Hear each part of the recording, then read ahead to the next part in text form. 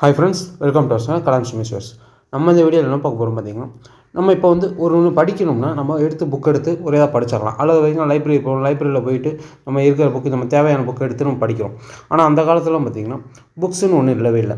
அப்போதைக்கு என்ன இருந்ததுன்னு பார்த்தீங்கன்னா, பனை ஓலைகளில் பார்த்திங்கன்னா ஒவ்வொன்றும் எழுதியிருப்பாங்க. அதாவது இலக்கியமாக இருந்தாலும் இலக்கணமாக இருந்தாலும் எல்லாமே பார்த்திங்கன்னா பனை ஓலைகளில் அந்த மாதிரி இதெல்லாம் பார்த்திங்கன்னா நிறைய வடிவத்தில் பார்த்திங்கன்னா இருந்தது. ஆனால் பார்த்திங்கன்னா புக்காக இல்லை. எப்போ புக்கு வந்தது அப்படின்னு பார்த்திங்கன்னா, அச்சிடப்பட்டது அப்படின்றத பார்த்திங்கன்னா 1709 பார்த்திங்கன்னா தரங்கம்பாடியில் அச்சகம் பார்த்திங்கன்னா அப்படின்னா புக்கு அச்சு பண்ணுற அச்சகம் பார்த்திங்கன்னா ஸ்டார்ட் பண்ணியிருக்காங்க. எப்போயும் பாருங்கள் 1709 பார்த்திங்கன்னா தரங்கம்பாடியில் ஸ்டார்ட் பண்ணியிருக்காங்க. அதுக்கப்புறம் தான் பார்த்திங்கன்னா ஒவ்வொரு நூலாக பார்த்திங்கன்னா பதிப்பித்து வெளியிடப்பட்டிருக்கு. அதில் முக்கியமானது என்னென்னு பார்த்தீங்கன்னா 1812 எப்படின்னு பாருங்கள், 1812 பார்த்திங்கன்னா திருக்குறள் பார்த்திங்கன்னா வெளியிடப்பட்டிருக்கு. பாருங்கள், ஃபஸ்ட்டு பார்த்திங்கன்னா 1812 பார்த்திங்கன்னா திருக்குறள் வெளியிடப்பட்டிருக்கு, பதிப்பிச்சு வெளியிடப்பட்டிருக்கு. அதுக்கு முன்னாடியே பார்த்திங்கன்னா 1578 பார்த்திங்கன்னா தம்பிரான் வழக்கம் அப்படின்னு ஒரு தமிழ் புத்தகம் பார்த்திங்கன்னா கோவாவில் வெளியிடப்பட்டிருக்கு. எப்படின்னு பாருங்கள், 1578 பார்த்திங்கன்னா தம்பிரான் வணக்கம் அப்படின்ற ஒரு தமிழ் புத்தகம் பார்த்திங்கன்னா கோவாவில் பார்த்திங்கன்னா வெளியிடப்பட்டிருக்கும், பதிப்பிச்சு வெளியிடப்பட்டிருக்கும். அதுக்கப்புறம் பார்த்திங்கன்னா 1709 தரங்கம்பாடியில் பார்த்திங்கன்னா அச்சகம் நிறுவப்பட்டிருக்கு.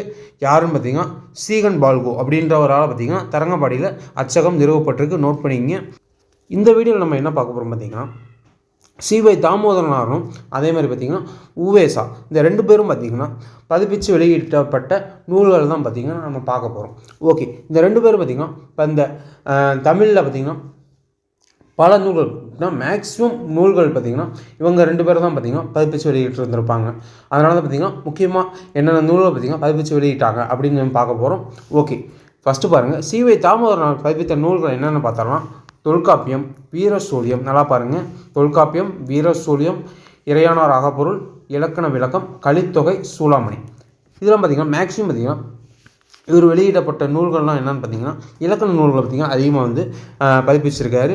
அதே பார்த்திங்கன்னா இவர் பார்த்திங்கன்னா பனையோலிகளில் பார்த்திங்கன்னா இருந்த எழுத்துக்களை பார்த்திங்கன்னா இவர் பார்த்திங்கன்னா பதிப்பிச்சு வெளியிட்டு இருந்திருக்காரு. என்னென்ன நூல்கள்னு பாருங்கள், தொல்காப்பியம், வீரசூழியம், இறையனார் அகப்பொருள், இலக்கண விளக்கம், கலித்தொகை, சூளாமணி. நோட் பண்ணிங்க.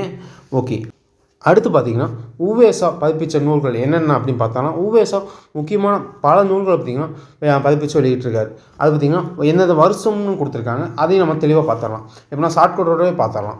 ஓகே, ஃபஸ்ட்டு பாருங்கள், சீவக சிந்தாமணி பார்த்திங்கன்னா 1887. நல்லா பாருங்கள், சீவக சிந்தாமணி பார்த்திங்கன்னா 1887 பார்த்திங்கன்னா இவர் பார்த்திங்கன்னா யார், உவேசா பார்த்திங்கன்னா பதிப்பிச்சு வெளியிட்டிருக்காரு. நோட் பண்ணிங்க. மணி பார்த்திங்கன்னா நம்மளுக்கு வாரத்துக்கு 7 நாளும் தேவைப்படும். எப்படின்னா பார்த்திங்கன்னா நம்ம வீட்டில் இருந்தாலும் ஓகே, வெளியில் போனாலும் பார்த்திங்கன்னா நம்மளுக்கு மணின்றது ரொம்ப முக்கியமாக இருக்குது. வாரத்துக்கு 7 நாளும் கண்டிப்பாக மணின்றது இல்லைன்னா இப்போது இந்த சூழ்நிலை பார்த்திங்கன்னா வாழ முடியாது அப்படின்ற அளவுக்கு பார்த்திங்கன்னா இந்த இடத்துல பார்த்திங்கன்னா மணி பார்த்திங்கன்னா பணம் பார்த்திங்கன்னா ரோல் பண்ணுது. ஓகே, ஞாபகம் வச்சுக்கோங்க. மணினா 887. நெக்ஸ்ட்டு பாருங்கள், 10 பாட்டு பார்த்திங்கன்னா 1889. ஃபஸ்ட்டு சீவகசிந்தாமணி பார்த்திங்கன்னா 887, 10 பாட்டு பார்த்திங்கன்னா 889. அடுத்து பார்த்திங்கன்னா சிலப்பதிகாரம் பார்த்திங்கன்னா 1892. இது எப்படி ஞாபகம் வச்சுக்கலாம் பாருங்கள்.